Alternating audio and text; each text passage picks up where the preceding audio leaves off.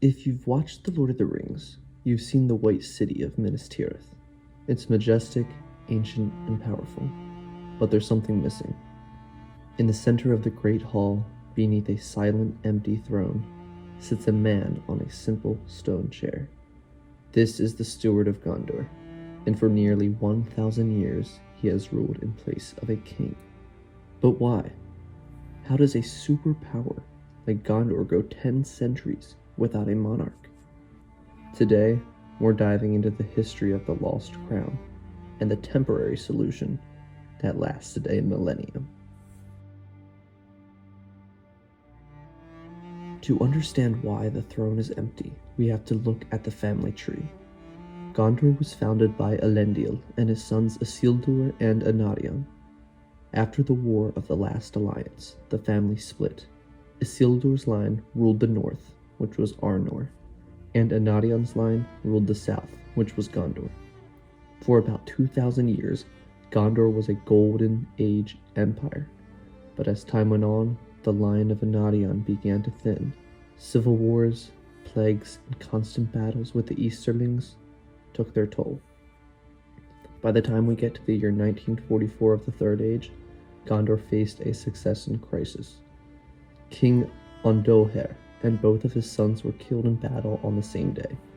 This left Gondor without a direct male heir for the first time. Eventually, a prince named Eärnur took the throne. He was a legendary warrior, but he was also hot-headed. The Witch King of Angmar, the leader of the Nazgul, knew this.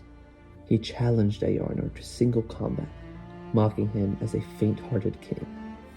Eärnur's steward, Mardil, managed to hold him back the first time, but years later the Witch King challenged him once again. This time, Eärnur could not be stopped. He rode to the gates of Minas Morgul with a small escort of knights, and he was never seen again. Because there was no body and no witness to his death, Eärnur was officially considered lost. He had no children, and the people of Gondor were terrified of another civil war if they chose the wrong person to replace him. This is where the stewards come in. Mardil Voronwe, the man who had tried to stop the king from leaving, took over the administration of the city. He swore an oath to rule until the king returns, but the king did not return. Decades turned into centuries. The stewardship became a hereditary position, passed from father to son, just like a crown. But they never sat on the throne. They never wore the crown. They ruled as regents, keeping the seat warm for a bloodline that everyone assumed had died out. By the time we meet Denethor in The Return of the King, his family had been ruling for 969 years. For him, the return of the king isn't a miracle, it's a political threat. He had forgotten that the stewards were meant to be servants, not masters. So why did Gondor have no king? Because they were waiting for a perfect claim. The people of Gondor were proud. They wouldn't accept just anyone with a royal drop of blood. They needed someone who could prove their lineage to Isildur himself, and more importantly, someone who could lead them through the shadow of Mordor. When Aragorn finally enters the city, he isn't just taking a job.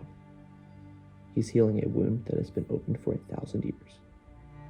If you were a citizen of Gondor, would you have stayed loyal to the stewards, or would you have gone looking for the king sooner?